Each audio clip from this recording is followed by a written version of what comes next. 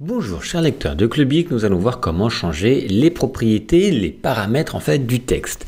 Ici j'ai un titre qui a été fait avec un certain mode pour écrire le texte, j'ai pris l'outil texte, clic et lâcher, et ici un bloc de texte. Maintenant on va changer les propriétés. Déjà quand je clique avec l'outil ici tout simplement de sélection, on voit des propriétés qui apparaissent ici.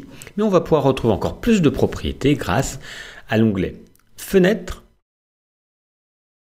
Et vous allez chercher maintenant tout simplement texte. Vous allez retrouver caractère, paragraphe, etc. Nous, ce qui nous intéresse, c'est caractère. Je vais retrouver une partie des informations qui sont ici, mais là, elles sont plus complètes. Donc, on va regarder ce qu'il y a ici. Je clique sur le texte que je veux modifier, parce que ici, j'en ai deux. J'ai mon titre et j'ai le bloc. Je vais pouvoir changer la typo, donc soit je clique sur le petit triangle pour faire défiler les typos qui sont sur mon ordinateur. Après, je vais pouvoir l'agrandir également, je vais vous montrer. Je peux donc choisir la typo, donc soit vous en avez sur votre ordinateur, soit vous en téléchargez sur Internet, soit vous en achetez. Donc tout le monde n'a pas les mêmes typos, c'est propre à l'ordinateur. Ensuite, vous pouvez changer la graisse. Alors attention, toutes les typos n'ont pas des graisses différentes. Les graisses, ce sont bold, italique, regular, etc. Suivant la typo, je vais en prendre une, je pense qu'il y en a plusieurs. Hop. Voilà, ici vous voyez, il y a beaucoup de graisses différentes. Donc toutes n'ont pas été soit créées avec des graisses différentes, soit peut-être que vous n'avez pas téléchargé toutes les graisses. On retrouve ici la taille exprimée en points. Vous pouvez augmenter ou réduire. Ici, il y a des valeurs prédéfinies, mais vous pouvez également rentrer manuellement la valeur que vous voulez suivant votre besoin. Ici, ce sont l'espace entre les lettres, on va le voir dans le bloc. Ici, entre les lignes, pardon. Ici, ce sont l'espace entre les lettres.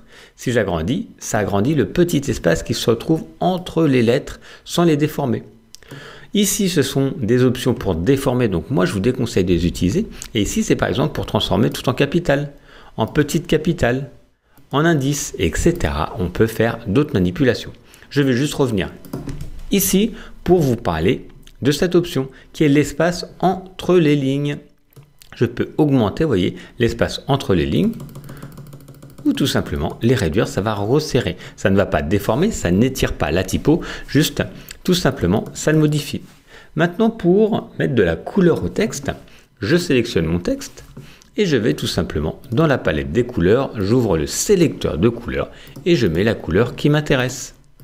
Je peux également choisir avec l'outil texte de prendre qu'une partie et je peux maintenant faire des modifications sur la partie qui est sélectionnée.